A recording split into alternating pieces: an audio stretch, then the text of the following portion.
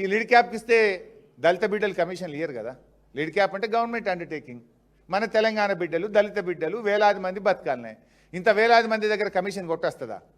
ఈ lid cap నుంచి గుంజుకోవాలి, దళిత బిడ్డల నోరు కొట్టాలి, మఫత్లాల్కు గుజరాత్ కంపెనీకి కట్టబెట్టాలి, కమిషన్ కొట్టాలి. అందుకోసం దీన్ని ఆగం చేసింది. ఇగో ఇప్పుడు లెటర్లు. పాపం మా గౌరవ మంత్రి లక్ష్మణ్ గారు ఎక్కడ ఏమీ జరగలేదన్నారు. లిడ్ క్యాప్ ఇది గౌరవ మంత్రి లక్ష్మణ్ గారికి రాసిన లెటర్. లిడ్ క్యాప్ ఏం రాసింది, ఎప్పుడు రాసింది? 7 ఏప్రిల్ 2026 లక్ష్మణ్ గారికి రాసిన లెటర్ ఇది. ఏం రాశారు? Honourable minister scheduled caste department. Reference ఏంది? జీవో 110 2022 కేసీఆర్ గారు ఇచ్చిన జీవో. ఏం రాశారు? ఈ జీవోలో ఇట్లా ఈ ఆర్డర్లన్నీ మాకే ఇవ్వాలని ఉంది. అదేవిధంగా గతంలో మాకు ఇట్లా ఇన్ని ఆర్డర్లు ఇచ్చిండ్రు, ఇవన్నీ మేము సక్సెస్ఫుల్గా కంప్లీట్ చేసినామని ఒక్కొక్క ఇయర్ 2024లో ఎంత, 21లో ఎంత, 20లో ఎంత, 19లో ఎంత, ఏమేమి ఆర్డర్లు వచ్చినాయి, మేము ఎంత సక్సెస్ఫుల్గా కంప్లీట్ చేసినాము, ఇవన్నీ చేసినాము, మేము సప్లై చేసినాము, ఎక్కడ కంప్లైంట్ లేదు, బాగా చేసినాం. లాస్ట్కి ఏమంటారు లెటర్లో 3వ పేజీలో?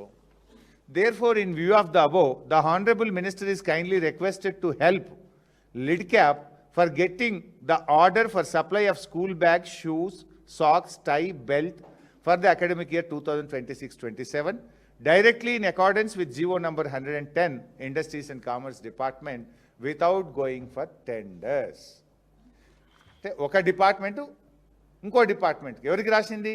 గౌరవ లక్ష్మణ్ గారికి రాసింది. లక్ష్మణ్ గారు కూడా మాకు ఆయన అంటే చాలా గౌరవం. మొదటిసారి ఆయన జడ్పీ చైర్మన్ అయినప్పుడు నేనే ఇన్ఛార్జిగా ఉండి లక్ష్మణ్ గారిని జడ్పీ చైర్మన్ చేయడానికి బీఆర్ఎస్ పార్టీ సపోర్ట్ చేస్తే, కేసీఆర్ గారు ఆదేశిస్తే నేను దగ్గరుండి ఆయన జడ్పీ చైర్మన్ కూడా నేనే చేసిన అంటే పార్టీ బాధ్యత విధి నిర్వర్తించిన. ఆ లక్ష్మణ్ గారు నిజంగా ఒక దళిత బిడ్డగా వీళ్ళు ఏమడిగినరు?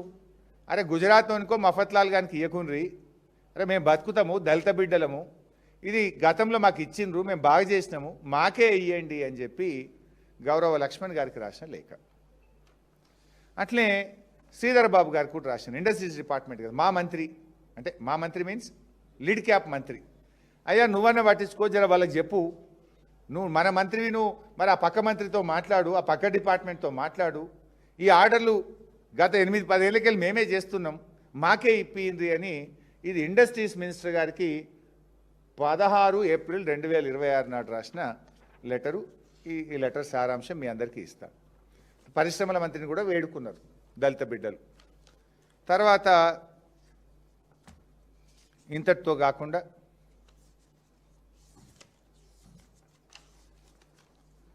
ఇది చైర్మన్ పిఎంయు అంటే ఒక ఆయన ఈ సెంట్రలైజ్డ్ టెండర్లు పిలవడానికి ఒక చైర్మన్ పెట్టింది కదా, ఒక ఐఏఎస్ ఆఫీసర్.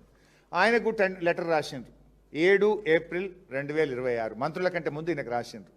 ఇట్లా మాకు ఒక జీవో ఉంది, మాకు ప్రొటెక్షన్ ఉంది, ఇది మా బతుకు తెరువు, మా స్వయం ఉపాధి, గత ప్రభుత్వం మాకు జీవో ఇచ్చింది, మీరు ఈ టెండర్లలో పెట్టకుండ్రి దీన్ని, ఇది తెలంగాణ దళిత బిడ్డల నోరు కొట్టకుండ్రి అని చెప్పి ఆ పిఎంయు చైర్మన్కు 7 ఏప్రిల్ 2026 నాడు రాసిండ్రు.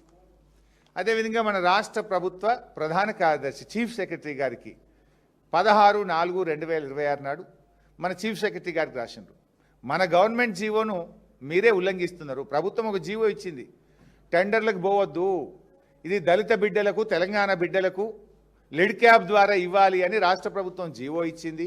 ఆ జీవోను తొంగలో దొక్కి దళిత బిడ్డల నోరు కొట్టి ఈ టెండర్లను పిలుస్తున్నారు, ఇది తప్పు, మీ జీవోను మీరే ఉల్లంఘిస్తున్నారు, ఈ జీవో ప్రకారంగా ఈ టెండర్లు పిలవడం తప్పు, మమ్మల్ని కాపాడండి, మా దళిత బిడ్డల హక్కులు కాపాడండి అని చెప్పి ఇది చీఫ్ సెక్రటరీ గారికి ఇచ్చిన లెటరు. కింద చీఫ్ సెక్రటరీ గారికి ఆ జీవో కాపీ కూడా పెట్టి ఈ జీవో ప్రకారంగా మా హక్కులు కాపాడండి అని చీఫ్ సెక్రటరీకి రాసినారు.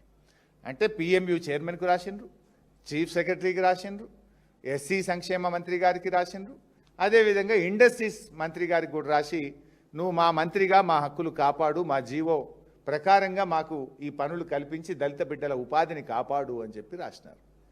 నా దళిత మంత్రి పట్టించుకోలే, నా పరిశ్రమల మంత్రి పట్టించుకోలే, నా చీఫ్ సెక్రటరీ పట్టించుకోలే, చివరికి ఆయన పిఎంయు చైర్మన్ గారు పట్టించుకోలే. ఎందుకంటే పైనుంచి ఆదేశాలు ఉన్నాయి కదా, కమిషన్ పైనుంచి ఆదేశాలు ఉన్నాయి కనుక ఈ దళిత బిడ్డల రోదన అరణ్య రోదనగా మారిపోయింది. వీళ్ళ గోస పట్టించుకోకపోతే దిక్కులేక పాపం రాష్ట్ర సర్వోన్నత న్యాయస్థానం హైకోర్టుకు పోయింది. హ్యాండ్లూమ్స్ బిడ్డలు పోయినరు, దళిత బిడ్డలు కూడా హైకోర్టుకు పోయినరు. ఈ దళిత బిడ్డలకు హైకోర్టుకు పోతే జస్టిస్ రేణుకా యారా హైకోర్టు జడ్జి గారు ఆ దళిత బిడ్డల పక్షాన వాళ్ళ హక్కులు కాపాడండి అని రాష్ట్ర ప్రభుత్వానికి డైరెక్షన్ ఇచ్చింది. రాష్ట్ర ప్రభుత్వానికి మొట్టికాయలేసింది. అరే ఆ దళిత బిడ్డలను నోరు కొట్టకుండ్రి, ఆ దళిత బిడ్డలకు చట్టం ఉన్నది, వాళ్ళకు ఒక జీవో ఇచ్చిండ్రు, ఆ జీవో ప్రకారంగా ఈ టెండర్లు వాళ్ళకే దక్కాలి అని చెప్పి హైకోర్టు మొట్టికాయలేసి చెప్పింది. సరే అప్పుడు హైకోర్టు మొట్టికాయలేస్తే ఇక లేట్ అయింది. ఇప్పటికే ఇక మీరు ఇప్పుడు ఏడ చేస్తారు, ఇప్పుడు మీకు టెండర్లు అందయ్యాను 10% ఇచ్చి 90% గుజరాత్తో కట్టుబెట్టారు. ఇక హైకోర్టు ఆర్డర్ ఉంది కనుక హైకోర్టుకు పోతే 10% ఇచ్చిండ్రు, 90% కమిషన్లు ఇచ్చే గుజరాత్ కంపెనీకి కట్టబెట్టిండ్రు. మా దళిత బిడ్డలకు 90% నోరు కొట్టిండ్రు. ఇది హైకోర్టు ఆర్డర్. ఇప్పుడు అంటారు మా ఎస్సీ మంత్రి గారు అవకతవకలు జరగనే లేదు. నువ్వు మంచిగా పనిచేస్తే వాళ్ళు హైకోర్టుకి ఎందుకు పోతారు? నీకు దరఖాస్తు పెట్టిరి, చీఫ్ సెక్రటరీకి దరఖాస్తు పెట్టిరి, పరిశ్రమల మంత్రికి పెట్టిరి, మీరెవరు పట్టించుకోకపోతే చివరికి సర్వోన్నత న్యాయస్థానానికి శరణు అని పోతే హైకోర్టు పాపం వారికి రక్షణ కల్పిస్తే ఆ 10% ఆర్డర్లు వచ్చినాయి. మీరు అంత మంచోళ్ళు అయితే తప్పే చేయకపోతే ఈ టెండర్లు ఎందుకు, వాళ్ళు హైకోర్టుకు పోవుడు ఎందుకు, దళిత బిడ్డల్ని ఎందుకు ఇంత గోసబుచ్చుకున్నారు అని మేము అడుగుతా ఉన్నాం.